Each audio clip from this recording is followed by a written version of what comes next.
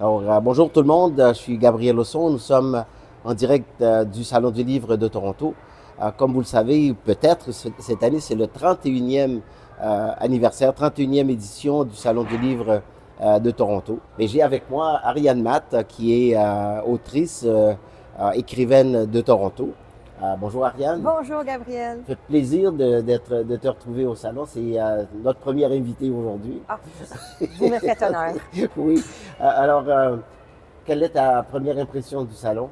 Ben, c'était une des premières fois où je venais une journée scolaire. Mhm. Et puis, ça m'a fait très plaisir donc de pouvoir faire des ateliers de création littéraire avec les enfants, avec les élèves, et de voir justement que cette créativité est là, que la langue française est là, qu'ils peuvent se débrouiller avec les mots. Puis on a créé un poème ce matin au sujet d'un automne hivernal, parce qu'on voulait décrire les saisons et les couleurs des saisons, mais c'est devenu aussi une critique à peine voilée de changement climatique. Oui. Puis c'est ça qu'il y a dans la tête des élèves de nos jours. Alors c'est pas étonnant que dans leur création, c'est ça qui ressort. Et justement, une création collective d'une quarantaine d'élèves. Puis c'était une belle découverte de pouvoir créer ça avec eux. C'est toujours intéressant. Je suis très heureux cette année qu'on ait décidé d'avoir les enfants. L'année dernière, il n'y en avait pas.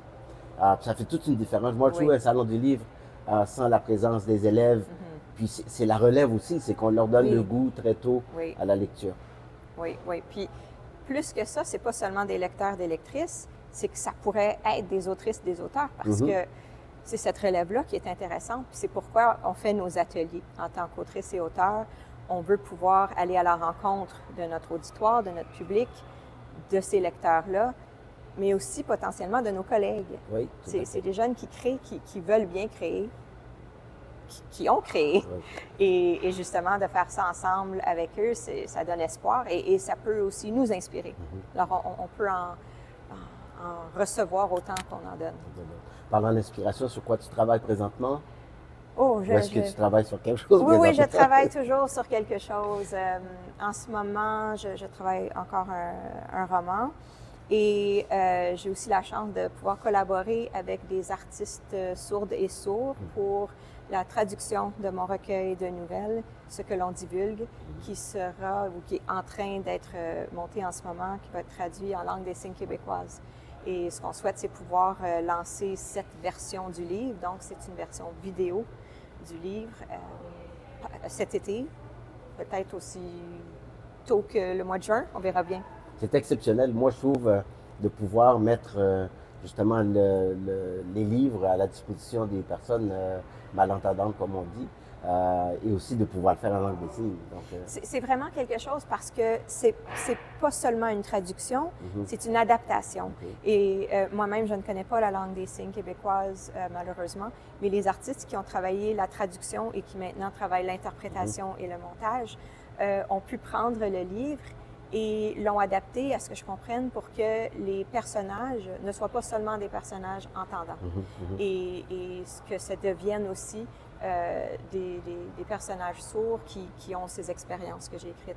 Alors, c'est très fidèle à ce que j'ai écrit, mais que cette adaptation soit faite pour un public sourd, c'est super important. Puis j'espère, avec ce projet-là, aller à la rencontre d'autres artistes qui sont peut-être aussi des auteurs en devenir, des auteurs en LSQ et peut-être aussi en LSQ et en français pour qu'on puisse découvrir plus de leur art dans la langue que nous connaissons. oui. C'est bien aussi, c'est que ça leur donne une opportunité de comprendre que c'est possible aussi. C'est ça. Oui, puis je pense que trop souvent, on oublie dans le monde entendant ou le monde non sourd, on oublie justement que il y a toutes sortes d'autres expériences et c'est pas à nous de raconter ces expériences-là. C'est aux gens de ces communautés-là de pouvoir le faire et qui le font très bien dans leur communauté.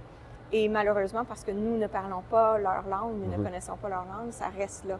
Puis maintenant, avec ce rapprochement, j'espère justement pouvoir en découvrir plus sur les artistes et l'art en LSQ, sans nécessairement connaître la langue, puis de faire des rapprochements entre les communautés sourdes et non sourdes. Excellent. Merci beaucoup, Ariane, Ça fait d'être plaisir. prêtée au jeu.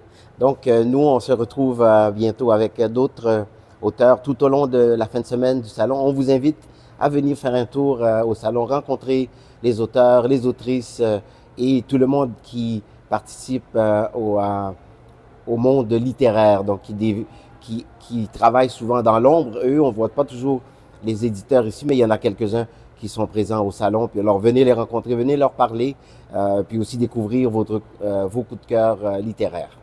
À bientôt! À bientôt!